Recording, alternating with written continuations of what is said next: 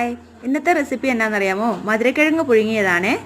മധുരക്കിഴങ്ങിൻ്റെ കൂടെ കഴിക്കാൻ പറ്റുന്ന ഒരു ചമ്മന്തി കൂടി ഞാൻ ഇതിൻ്റെ കൂടെ കാണിക്കുന്നുണ്ട്.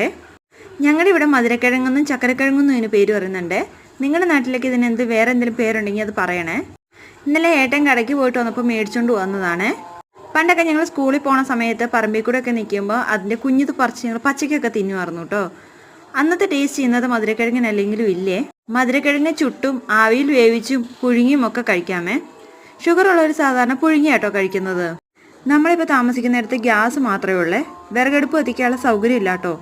അതുകൊണ്ട് നമ്മൾ പുഴുങ്ങിയാണ് ഉപയോഗിക്കുന്നത്. ചുട്ടെടുക്കുന്നതിനാട്ടോ ഏറ്റവും ടേസ്റ്റ്. ഷുഗർ ഉള്ളവർക്ക് പുഴുങ്ങി ഉപയോഗിക്കുന്ന കേട്ടോ നല്ലത്.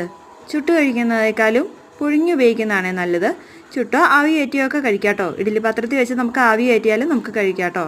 മധുരക്കിഴങ്ങ് നല്ലപോലെ ക്ലീൻ ചെയ്ത് അതിൻ്റെ പുറത്തുള്ള മണ്ണൊക്കെ ക്ലീൻ ചെയ്തതിന് ശേഷം ചെറിയ കഷ്ണങ്ങളാക്കി ഞാൻ മുറിച്ചെടുക്കുകയാണ് ചെയ്യണത്.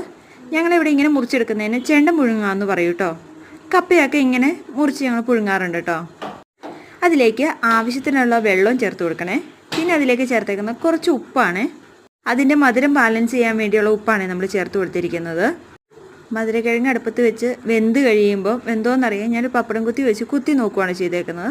നല്ലപോലെ വെന്ത് കഴിയുമ്പോൾ അതിൻ്റെ വെള്ളത്തിൽ നിന്ന് അത് കോരി എടുക്കുകയാട്ടോ ചെയ്തേക്കുന്നത്. ഇനി അതിൻ്റെ കൂടെ കഴിക്കാൻ പറ്റുന്ന ഒരു ചമ്മന്തിയാണ് ഉണ്ടാക്കാൻ പോകുന്നത്.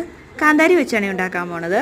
കാന്താരി, ചെറിയ ഉള്ളി, ഉപ്പ് ഇത്രയും ചേർത്ത് നല്ല രീതിക്ക് അരച്ചെടുക്കണേ. നമ്മുടെ കാന്താരിയുടെ ഉള്ളിയുടെ മിക്സ് അരച്ചെടുത്തതിന് ശേഷം നമുക്കതിലേക്ക് കുറച്ച് വെളിച്ചെണ്ണ കൂടി ചേർക്കാവേ. ചിലർ ഇതിൻ്റെ കൂടെ തേങ്ങാ ചമ്മന്തി അരച്ച് ഉപയോഗിക്കാറുണ്ട്. അതുപോലെ തൈര് കൂട്ടി കഴിക്കുന്നവരും ഉണ്ട് കേട്ടോ. മധുരക്കിഴങ്ങ് ഇങ്ങനെ മുളക് ചമ്മന്തി കൂട്ടി കഴിക്കാൻ ഇഷ്ടമുള്ളവർ കമൻറ്റ് ചെയ്യണേ. എൻ്റെ വീഡിയോസ് ആദ്യമായിട്ട് കാണുന്നവരുണ്ടെങ്കിൽ ലൈക്കും സബ്സ്ക്രൈബും ഷെയറും ചെയ്യാൻ മറക്കല്ലേ. അതുപോലെ നിങ്ങളുടെ നാട്ടിൽ മധുരക്കിഴങ്ങിന് എന്താ പേര് പറയുന്നതെന്ന് കൂടി കമൻറ്റ് ചെയ്യണേ.